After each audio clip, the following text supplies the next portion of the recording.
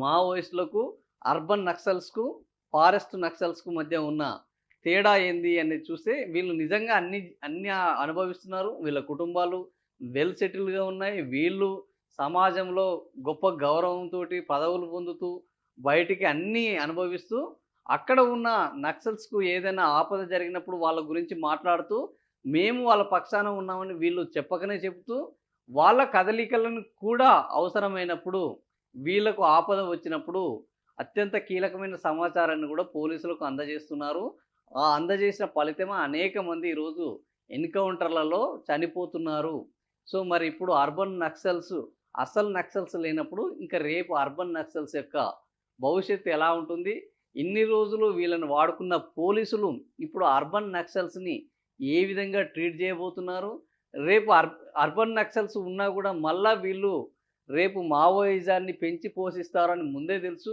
వీళ్ళు ఇక్కడ ఉన్న ఎవరైతే వ్యవస్థ మీద వ్యతిరేకంగా తిరుగుబాటు తోటి ఆవేశంతోటి ఉన్నారో అట్లాంటి వాళ్ళని ఐడెంటిఫై జేసి వీళ్ళని అడవులకు పంపి నక్సలైట్లుగా, మావోయిస్టులుగా తయారు జేయడానికి ఇక్కడ పునాదులు వేస్తున్న అర్బన్ నక్సల్స్‌ను రేపు ఆపరేషన్ కగార్‌లో భాగంగా వీళ్ళని కేంద్రం ఉపేక్షిస్తుందా?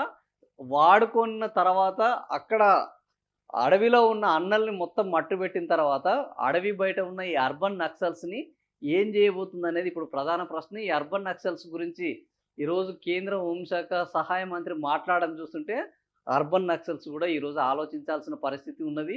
ఎందుకంటే, అన్నల యొక్క అండ చూసుకొని అర్బన్ నక్సల్స్‌కు ఈరోజు పోలీసులు వాళ్ళ మీద చేయి వేయకపోవడం గానీ, పోలీసులు కొంతమంది వీళ్ళని ఇన్ఫార్మర్‌లుగా తయారు చేసుకొని, వాళ్ళు ఏ ప్రభుత్వంలో ఉన్నా వాళ్ళు తీసుకొచ్చిన పనులను, పైరవీలను ఇమ్మీడియేట్‌గా చేయడానికి కారణము అడవిలో ఉన్న అన్నలు.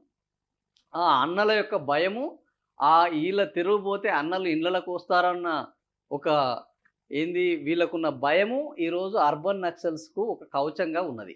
కానీ అడవిలోని అన్నలు మొత్తమే లేకుండా పోయిన తర్వాత, వీళ్ళ కవచం ఎక్కడికక్కడ బద్దలైన తర్వాత, వీళ్ళ భవిష్యత్తు ఏమైతది అనేది ఈరోజు అందరిలో ఒక మెదులుతున్న ఒక ప్రశ్న. మరి అర్బన్ నక్సల్స్ ఇప్పుడు వాళ్ళ కర్తవ్యం ఏమిటి? రేపు వీళ్ళని ప్రభుత్వము ఏ రకంగా ట్రీట్ చేయబోతున్నది? వీళ్ళ భవిష్యత్తు ఏ విధంగా మారబోతుందనేది ఒక సందేహాస్పదంగా మారింది.